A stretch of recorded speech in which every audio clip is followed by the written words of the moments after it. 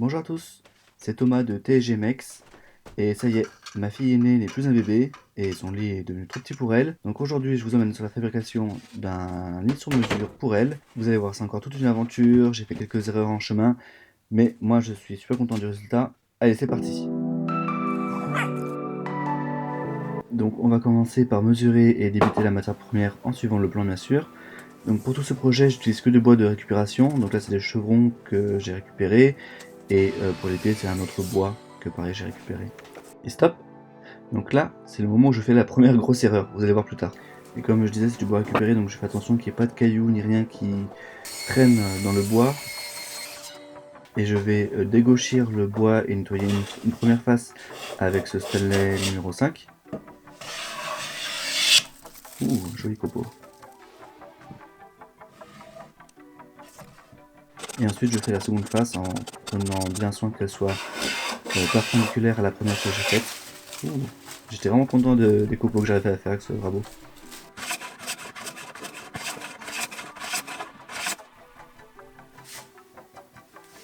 C'est la première fois que je rabotais des planches aussi longues, et un vrai challenge c'était de réussir à la faire tenir sur les talus pour pas qu'elle glisse.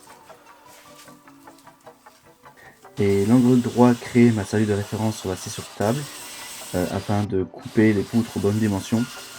Comme ça j'avais des morceaux complètement d'équerre. Et durant tout ce projet, vous allez voir que je vais souvent alterner entre outils à main ou outils électriques.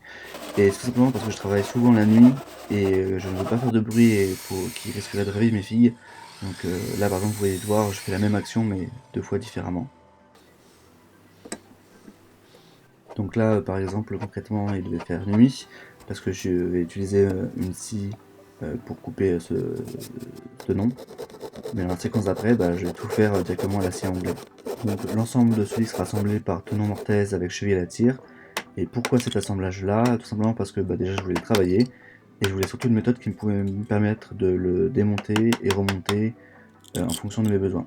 Déjà pour pouvoir le monter à l'étage et le monter, et puis si jamais il faut le déplacer, c'est possible.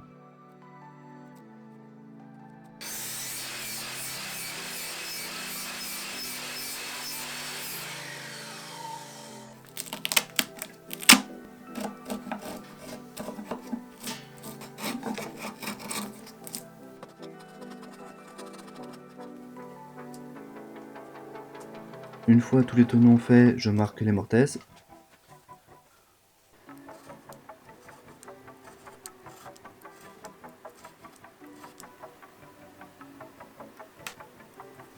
Donc je commence les mortaises par percer des trous avec un vilebrequin. Je n'utilise pas ma perceuse parce que déjà ça fait moins de bruit, et puis ma perceuse est un peu faible donc. Et ensuite je nettoie les côtés de la mortaise avec les ciseaux à bois.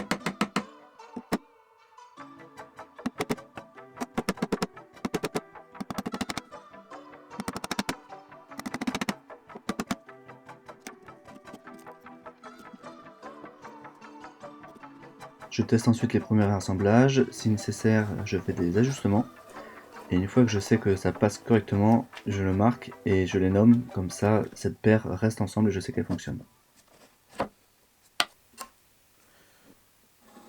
Je marque ensuite où je vais percer pour mettre mes chevilles.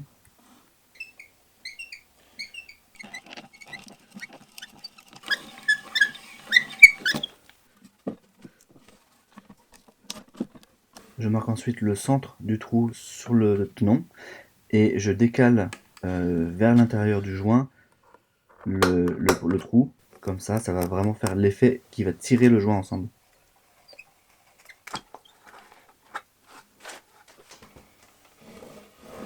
Alors là, ce que je fais en fait, c'est comme vous voyez, en fait, les transverses courtes sont plus basses que les transverses longues, et comme le sommier va directement reposer dessus, je double l'épaisseur et je fais un trou pour pouvoir faire passer la cheville, et c'est ce qui va me permettre en fait de pouvoir faire reposer le sommier directement sur toutes les transverses.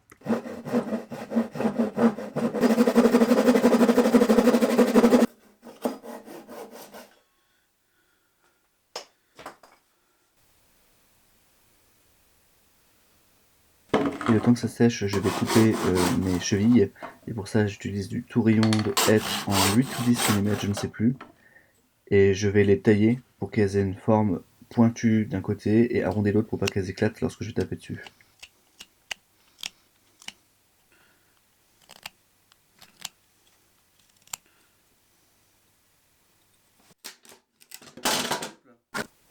Une fois sec, je fais en sorte que les deux faces soient planes et attention, alerte, l'outil va tomber. Ouh là, c'est proche. Ouh, c'est proche.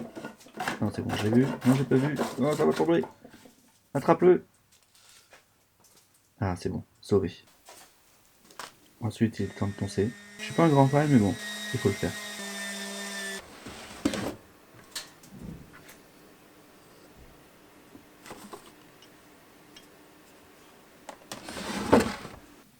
Et ensuite, j'ajoute un chanfrein sur tous les angles droits pour déjà éviter qu'ils éclatent et puis je peux faire.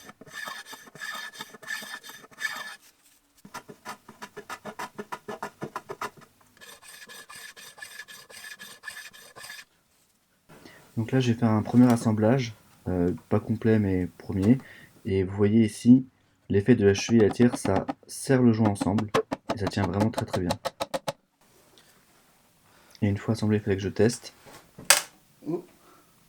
Bon, ça a craqué, mais ça tient mon poids après sans problème, donc je pense qu'on est bon. J'ai également vérifié que les dimensions étaient bonnes, je ne me suis pas trompé. J'attaque ensuite la fabrication des panneaux et j'ai pris mon temps de bien tout mesurer, de tout marquer, parce que comme c'est du matériel de récupération, je n'ai pas une quantité limitée, donc il faut que je fasse attention pour être sûr que je puisse tout faire avec.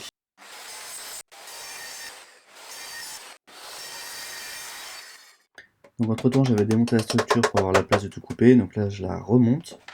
C'est un peu les chaises tournantes dans l'atelier sur ce projet, c'est un peu compliqué. Et je marque ici en fait la hauteur à laquelle je vais mettre mes planches. Et je mets 2 blocs pour pouvoir la poser dessus et faire les premiers visages.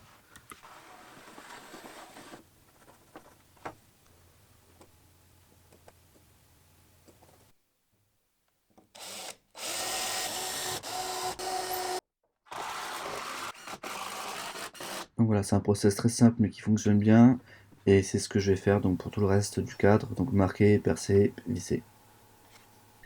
Une des planches était complètement en mode chips, qui était bien tordue, mais bon, au final ça passe, ça se voit pas trop. Ouais. J'ai voulu utiliser la fleureuse pour nettoyer chaque angle, mais comme vous voyez, l'embout est un peu trop petit. Du coup, j'ai sorti ma Triton avec un embout beaucoup plus long et j'ai nettoyé chaque angle avec. La chambre de ma fille a un thème nuage, avec des nuages peints sur le mur. Donc je reproduis en fait des nuages sur le lit et ils vont ressortir en fait du cadre avec un effet un peu 3D, vous allez voir après.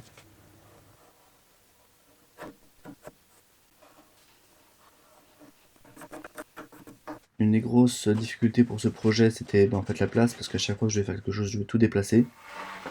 Et là, vous me voyez en fait transférer donc les formes des nuages sur d'autres plaques pour pouvoir les couper ensuite à la scie à ruban.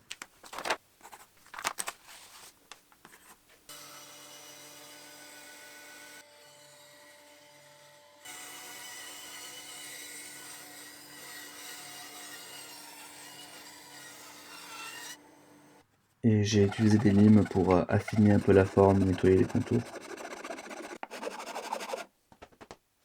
Allez, c'est le moment pub. Si vous avez des outils Ryobi que vous voulez voir ranger vos batteries correctement, allez sur mon Etsy, je vends des supports à batterie qui fonctionnent super bien.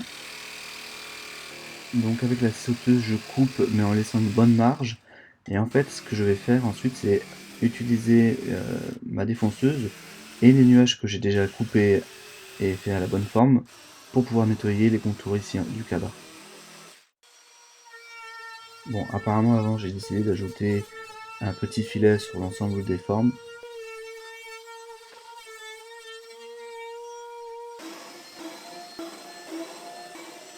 Et là j'installe les nuages qui vont me servir en fait de tempête par la suite pour nettoyer le cadre.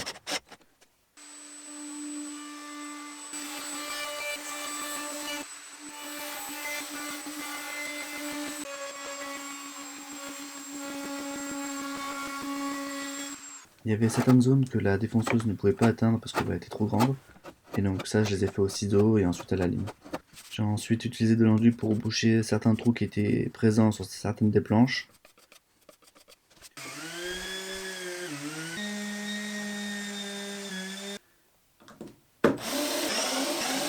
Et puis il a fallu encore poncer. Une fois que c'était poncé, j'ai pu peindre les nuages en gris et en rose avec la peinture qui me restait d'ailleurs lorsque je les avais fait dans la chambre de ma fille. Et pendant que les nuages sèchent, je monte le cadre. J'ajoute un filet sur chaque panneau. Et ensuite j'attaque le ponçage. Et comme vous pouvez voir, ma ponceuse est en train de mourir.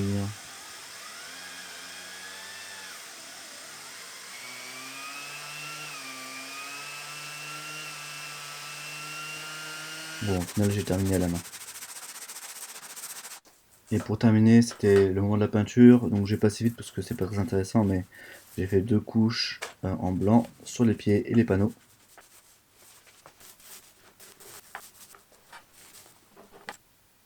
Glouglou. Et une fois sec, et bah c'était l'heure d'aller tout monter dans la chambre. Bon, par contre, avant, faut tout démonter. Et c'est marrant parce que j'ai retrouvé le pyjama qu'elle portait à la naissance. Elle était bien plus petite.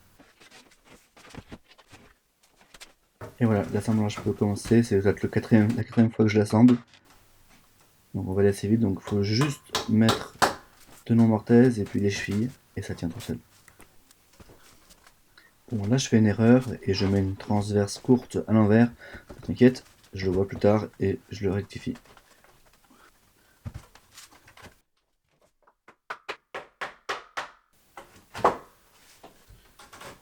Donc voilà, comme ça c'est mieux. Et maintenant il me reste plus qu'à mettre toutes les chevilles.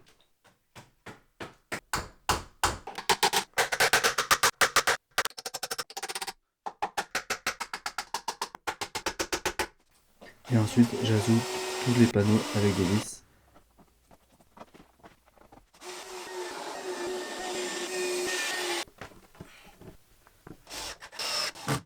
Et entre temps je me suis dit que c'était peut-être une bonne idée de retirer les pointes des chevilles, niveau sécurité.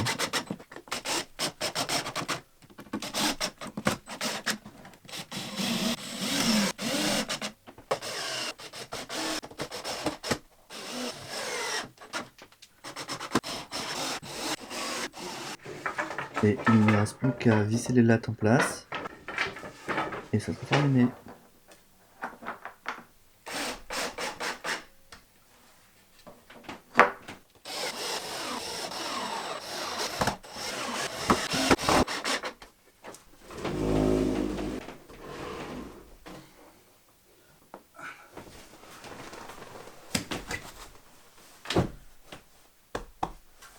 Terminé? Je dis terminé?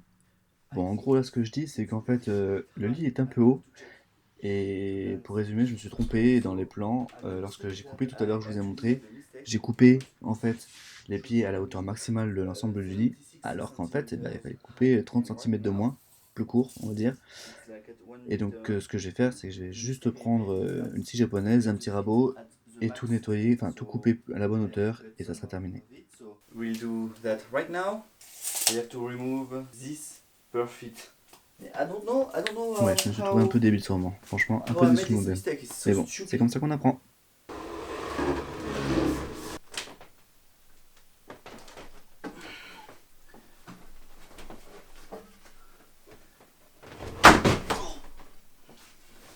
Donc je commence par faire un trou dans le placo, et ensuite je marque là où je vais devoir couper les pieds.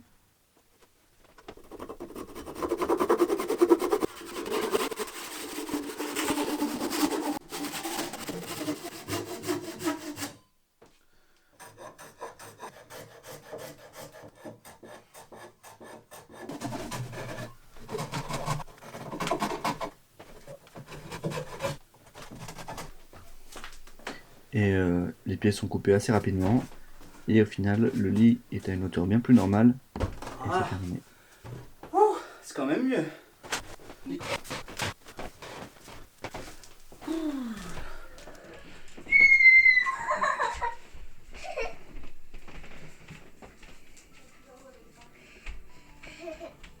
te plaît ton lit, Malini?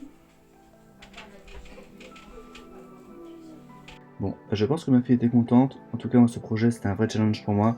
Et je suis quand même assez content de ce que j'ai réussi à faire. Donc là, c'est que la première partie, parce qu'ensuite, il va falloir que je fabrique des tiroirs en dessous. Donc n'hésitez pas à vous abonner. Et j'espère que ça vous a plu. Et on se retrouve très très bientôt. A plus!